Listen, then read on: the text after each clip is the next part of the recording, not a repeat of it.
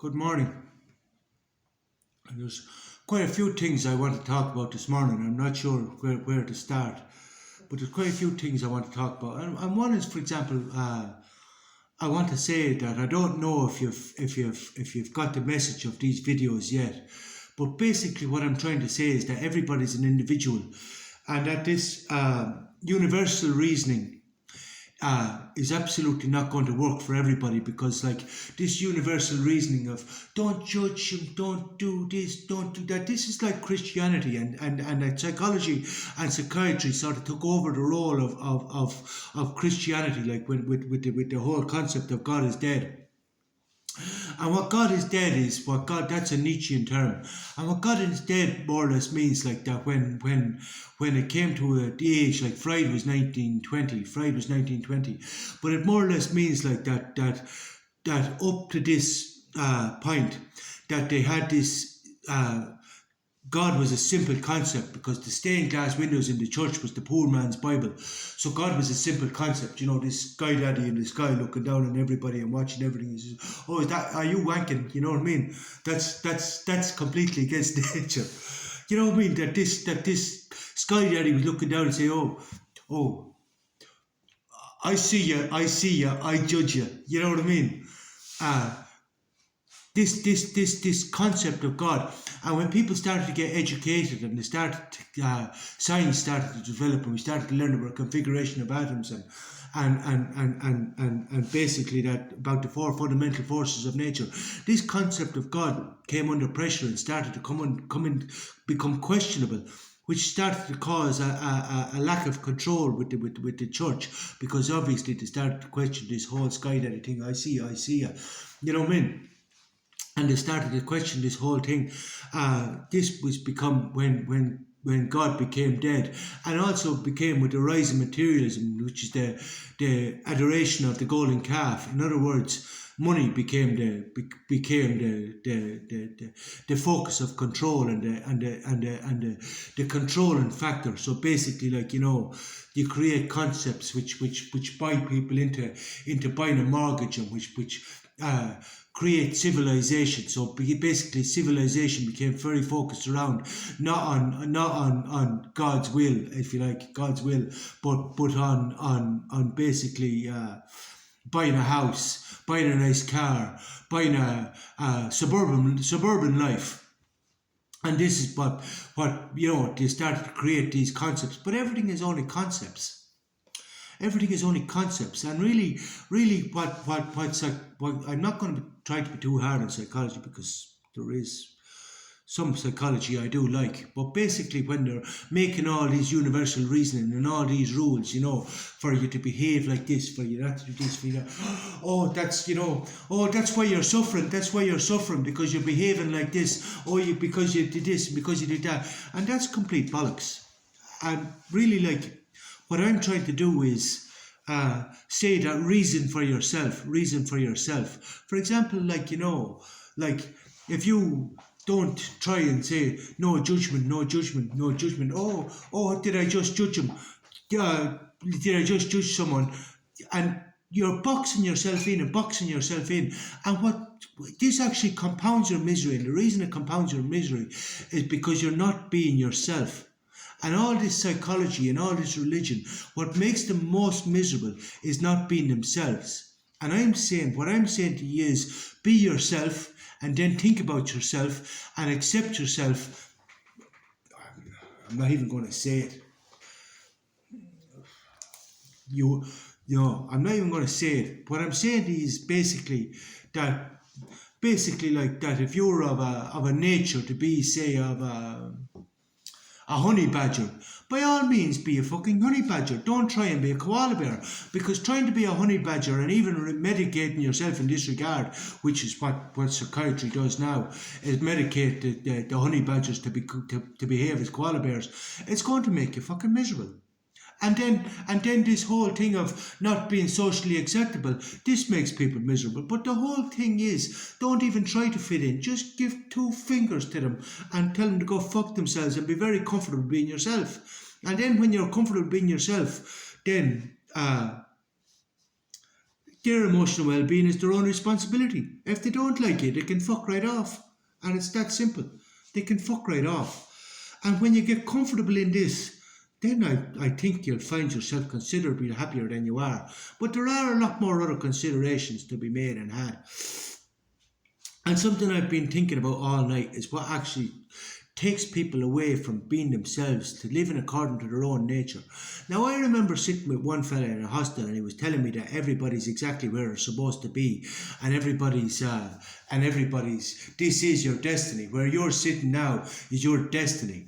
But there's so much wrong with this, because this is passive fatalism, and this is why I hate fucking passive fatalism, because this is completely giving up everything that is within your control. You are not taking responsibility for your choices. You are saying, oh, everybody's exactly where they're supposed to be. I made all the right choices and did all the right things. I'm just going to accept this. I'm just going to accept this. But this is, again, completely abdicating what is within your control. So let's look at this. Society that, for example, collectively, once it decides to gain control of everybody to serve their own selfish interests, when the ego comes into play and all everybody fucking cares about is me, myself and I, this then goes on a collective level and it becomes all about controlling the collective to serve their own selfish interests. And something like what they do then is, it's like I don't want to digress too much, but it's like a safety officer. When a safety officer gets a job in a factory, he becomes pedantic. So he starts to see his concern is not only for people's safety in a realistic fashion. His concern is about imposing his will. His concern is about being a fucking absolute fucking dickhead and going around and fucking trying to find things to impose his will and to assert his authority. And everything becomes more and more pedantic. Everything is, that angle, that ladder is slightly at the wrong angle, and I'm going to write you a piece of paper now, and when I come around again, you're to have that at the angle that I suggest is the correct angle for the ladder, or that should be another 3 inches higher. That handrail should be another 3 inches higher. You know what I mean? And oh my God, if the handrail's removed and you're gone for a piss and the handrail's removed, you're completely removing everybody's it's like McDonald's putting it on the cup. This cup is hot, putting on a cup of coffee. This cup is hot because this cup is hot because you are so fucking stupid and you have reached such a fucking level of stupidity that you need to be told that this cup is hot. Like you need to be told that please don't step into this fucking hole. Do you know what I mean? But it's the nanny state and the officer, like the safety officer in the workplace, it becomes so pedantic and so much of a nanny state that it becomes so controlling that you're just a stupid cunt. That you're just stupid. You need to be told this cup is hot. You need to be told there needs to be a handrail put here just in case you fall down the fucking hole. But completely like overlooking the fact that your welfare is your responsibility. It's everybody's welfare is primarily their own responsibility first. So if you step into the fucking hole like Jesus Christ, well, no big fucking loss because like you're a little bit fucking. It's you stepped into the fucking hole yourself. You have to take responsibility for this. But then, of course, this claim culture came into play, where everybody gets to claim for walking into the hole. Nobody told me that somebody removed the handrail, so they never thought about the fact that I'm stupid enough that I'll walk into the fucking hole. They never thought about the fact that I'm stupid enough that I need to be told that the coffee's hot. And this became so ridiculous because of everybody got to profit from it. Everybody got to profit from it. And once everybody's profiting from it, everybody accepts it. So you're just dumbing down everything. And this is the same when it comes to society. And everybody profiting from it. Everybody accepts this complete entrapment and control of the masses. And what I actually wanted to get to about this was student loans. I met a girl in one of the hostels and we were talking, she's from America. She was telling me that she had 150 grand in student loans. 150 grand in student loans. And how she didn't really like her job, but she had to stay in the job because she took this student loan. Now, you could say to yourself, you could say, oh, this is our destiny, this is our destiny, everybody's exactly where it's supposed to be. But that's not quite true, because she has a nature that goes back fucking centuries. Like we're a culmination of not only our own conceptual experiences, but our ancestors' conceptual experiences, and I'll explain that more. But basically, when I was growing up, my mother used to send me to recorder lessons, and to hurling and to football and to everything. She had me try everything, drama, dance, singing, every fucking thing. I know one thing, I hated fucking recorder lessons. I established that much, because I remember even when the Friday came around and you used to have to go to recorder lessons, I used to run off up the fields and her running after me, trying to catch me to bring me to these recorder lessons. She was so dead set that I do these music lessons. And I remember even the music teacher, I used to go to sleep in the back of the class, and the music teacher even said to me, no, well, what do you want to play? And I said, I want to play the drums. Now, I never did get to play the drums, but the drums would have been better than the goddamn fucking recorder. But my point is, my mother had me try everything. But at least when I tried it for a sufficient time, she said, okay, that's never going to work. Now, this is like someone when they come out of school at 18 or 19 years of age and they go to get a job.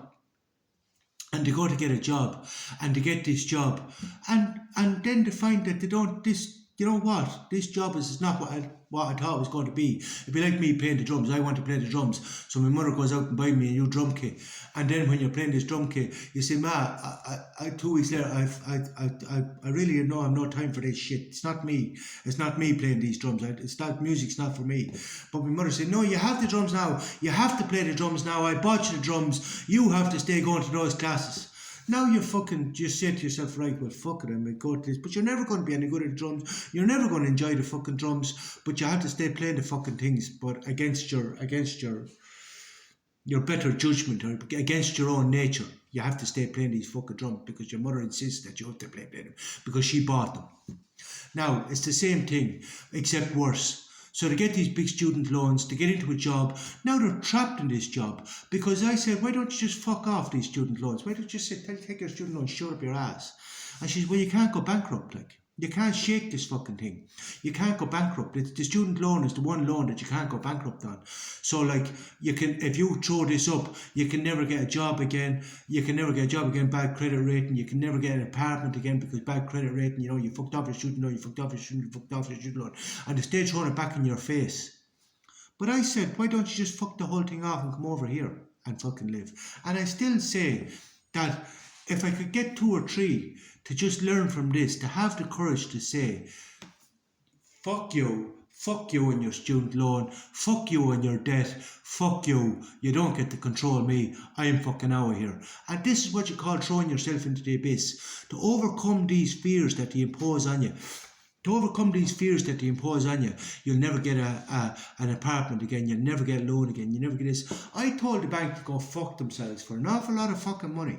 And that's exactly, they used to ring me every week and you say to me, how much are you making now? I said, none of your fucking business. And then they used to say to me, well, how much can you afford to pay off this massive debt, that you're after incurring? And I said, you did that to yourself. You did that to yourselves, which they do to themselves because they pulled it up on their feet, but that's another story. And I said, you did that to yourselves. And they said, can you pay €10 a week? And I said, no, I won't pay €10 a week. I'll pay you absolutely fucking nothing. Nothing. That's what I pay you. Nothing. And that's exactly what I did pay them. And I'm living just fucking grand, and I assure you, I have a lot of living to do, yeah. But I'm going to do it in such a way. There's means and ways of doing everything. I'm going to be like Gandhi. I'm going to have a net worth of $1, but I'll still do exactly what I intend to do. I'll build everything I intend to do, but we'll do it through an NGO. Is that what you call it, an NGO? But I'll show you a different way of living. But I'll show you, and I want to show you that you can fuck those loans off, and I'll give you, well, we can create a support network, a different hierarchical system where they can take their whole hierarchical system and their whole system of entrapment and shove it right up their hole. Do you know what I'm saying? And this is what I want to create. Somewhere where you can, a safe space where you can tell them to shove your student loans and all your other loans 2 mile up your ass. All these loans that they use to imprison, to take your life, to serve nothing but on their selfish interests. And this is not your destiny. Good morning.